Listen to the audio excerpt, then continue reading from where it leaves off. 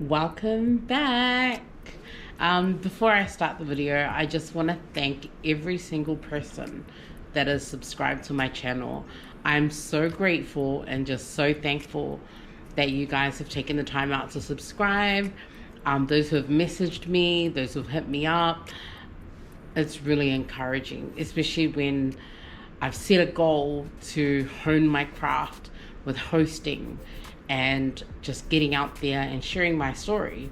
Because come on, let's face it, that's why you guys follow me, is because I'm telling you my story, flaws and all. And I will continue to do that because hopefully it'll inspire someone out there or reach someone out there who's feeling like me but can't say it. So let's get started. Self-love, self-love, self-love. Body positivity and just loving the skin that you're in. I think at the moment it's a trend, and I think it's a really good trend because it's teaching women and girls and also men to love the body that they're currently in. My belief is that is body positivity. To say, okay, I am size XX, triple XL right now. Am I going to continue to be that? Maybe not. I might go for a walk, I might go gym and get down a size. But you have to love where you are right now. And that's something that I had to learn. And you know how much I love myself right now? Oh, I love the body that I'm in right now. Guys, I'm gonna go to bikini. Yes, I got myself a bikini because I love the skin that I'm in right now, but it always wasn't like that. I've always been a big kid since I was little, growing into teenage, adolescence, and then becoming an adult. I was always a big girl, and I had an issue with it because everyone else had an issue with it. So when I was young, I used to get bullied at school for being a fatty. No one wanted to hang out with me. I was never included in the cool crowd. I was always outcasted because I couldn't run, and people made fun of me when I was little. So I grew up and naturally got thick skin. And I experienced grief along the way, and with that, eating became my coping mechanism. So when I lost my mom when I was really young, I started eating and eating and eating.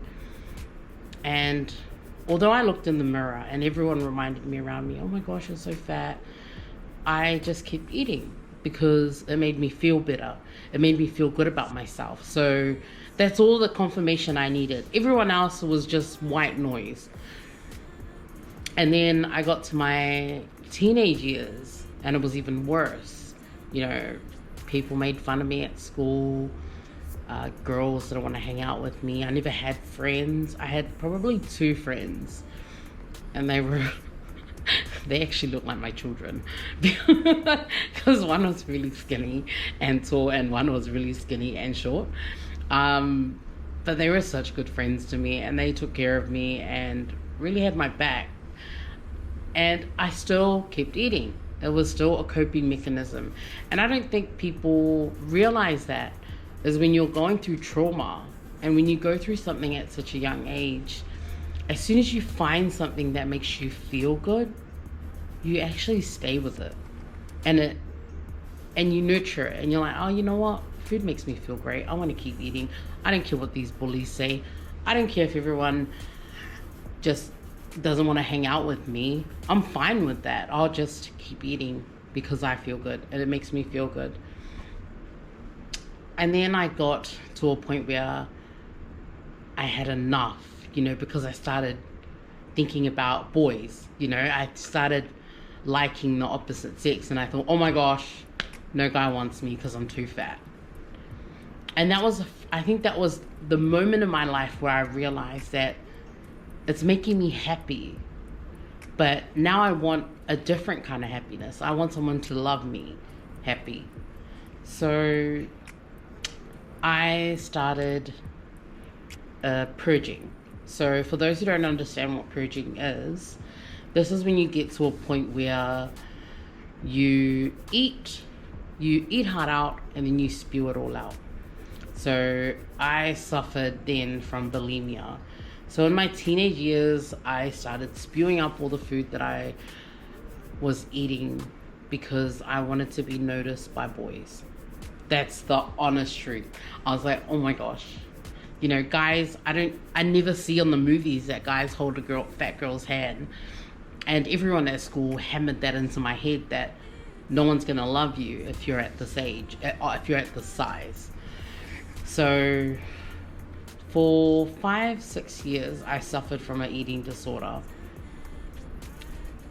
And it was tough because I was hungry, but I didn't eat because I didn't want to get fat anymore. You know, I dropped so much weight in so little time.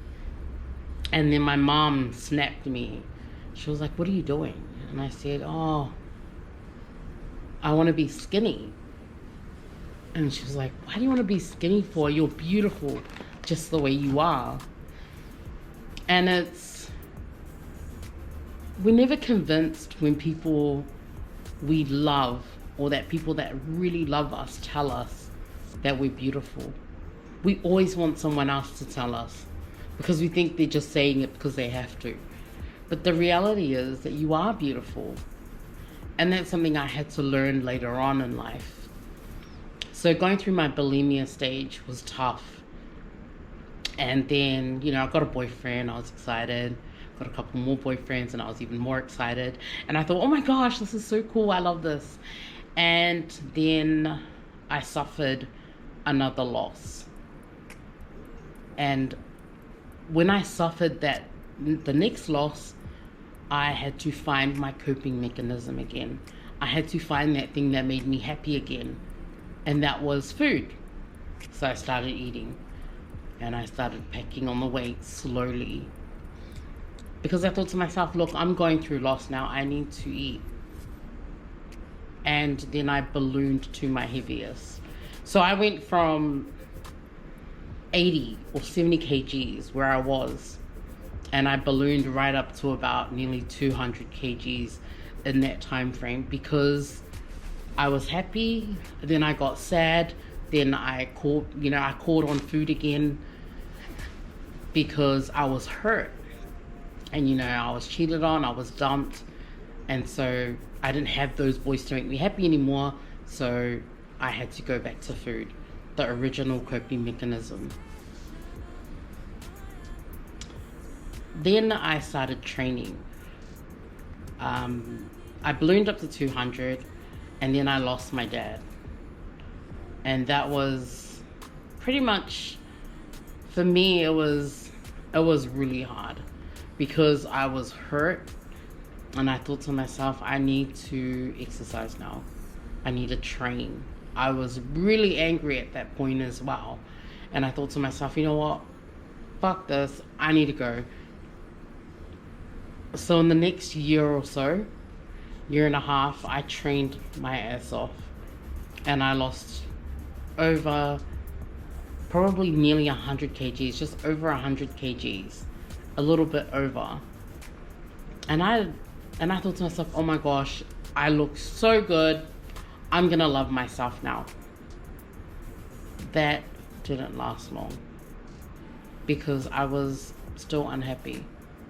You know that saying, if you feel good, you look good. I've changed it. It used to be, if you look good, you feel good. No, if you feel good, you look good. I don't know why I always do that sign. Must be because I'm from Southside, but alright. Oh my gosh, I've got the hiccups. Okay, fully got hiccups, but the show must go on. So I took to Instagram, and that was ugly. Let me get some water. Might make me feel better. I'm back. There's Heaton ass hiccups. So I'm feeling better. So with Instagram, I took to Instagram and asked people what they wanted me to talk about while we were talking about body positivity. And let's have a look. So I had who I should be. No, I shouldn't be. It is what it is. So I had Caribsy. I am looking for a message. Caribsy. So hashtag underscore Carib CRIBSEY. I'll put her handle up here somewhere when I'm editing. So her question was, what do I think of the following things? So she said body inclusivity, pretty privilege, and fat shaming. Well, I think a lot of things about those questions. Fat shaming is something that I think people do to make themselves feel better about themselves. And I honestly don't really pay attention to fat shaming, because as you can tell on my Instagram, I am very in love with the body that I have right now. I'm very in love with the woman I have become, because you know what, I look at my body and I think, you know what, you've been through so much. I want to take care of you now. We're just gonna ride this wave together and see what happens, you know. Pretty privilege, I think that does exist. That I was watching a video yesterday and they said there were 6 women who were the 6 top plus size models in the whole world, and they all had something in common. They were all white, they all had pretty faces, they had no double chin, and they were actually quite appealing women. And I think for me, pretty privilege exists, and the more we are accepting of that, you know, we deny that it exists, but it exists. Like, if you were prettier, you get things handed to you on a platter. If you're not, in modern beauty standards, then you don't. Things aren't easily accessible as you want it to be. So those are my thoughts on that. And also with different bodies, like Pacific Island women have different bodies to white women, you know. Mothers have different bodies to women who haven't had children. So, you know, we have different bodies, and I think we need to be more accepting of that. You know, some people have scars, bumps, bruises. Some have had children. Some have had surgeries. Some look different. You know, we have to bear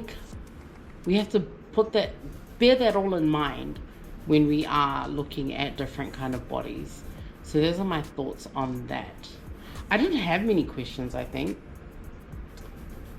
Junior's question, my partner, if I told you I loved your body, would you hold it against me?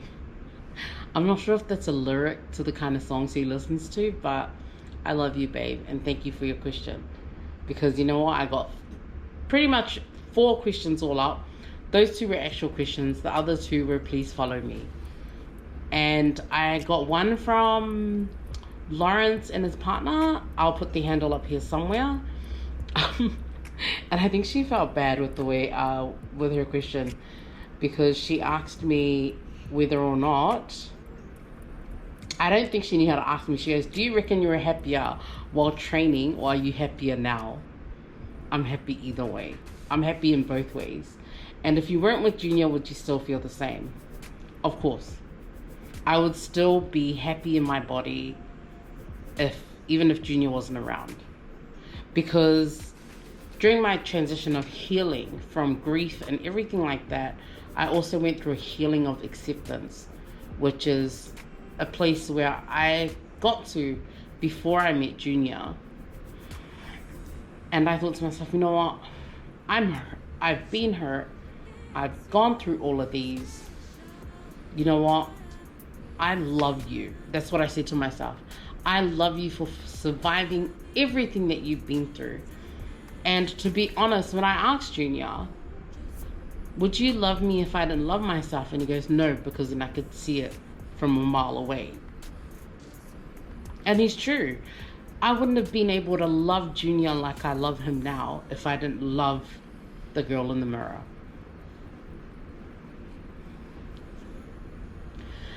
And that's all we have time for, because I think I've done about 15-20 minutes. Thank you so much to everyone for subscribing. Thank you for everyone for tuning into this video. Let me know your thoughts in the comments.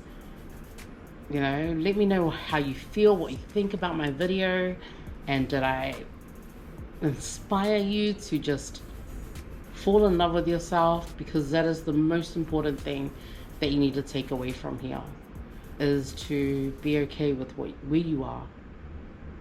That is body positivity. Any other meaning is, I don't believe it. I believe body positivity, self-love, self-image, everything that falls under that umbrella is loving yourself and loving your body where you are right now. And that's why I share what I share on my Instagram. I want young girls to see that they are okay where they are. You are growing, you know? And even though you don't look like the supermodel on Instagram, or you don't look like the girl that's on the cover of a magazine, that's okay. Make your own magazine. That's okay. Do your own photo shoot. And there's so many women that I follow that have done that. They've gone out, they've done their own photo shoots in the bodies that they are in right now, and I have so much love for them. This is Juliana Mayava. I follow her. I love her to bits. And so many other women who love where they are right now are my idols. Not all those famous ones. All the real women, the everyday women, the mothers, the daughters, the grandmothers, everyone. I need to wrap it up. But thank you for tuning in. Remember to be kind to one another. Always think before you say something to someone, because you have no idea how they're going to receive it. Thanks for subscribing. And I really needed to stop doing that sign. But I get too happy and then everything just goes to a mess. But thank you for subscribing. Thank you for checking in. Thank you for your support. And hopefully we'll figure out what our next video is between now and next Thursday. I won't stress myself out, because like I said, I'm just going to be 100% real with you guys all. Have a nice day. Take care. Bye.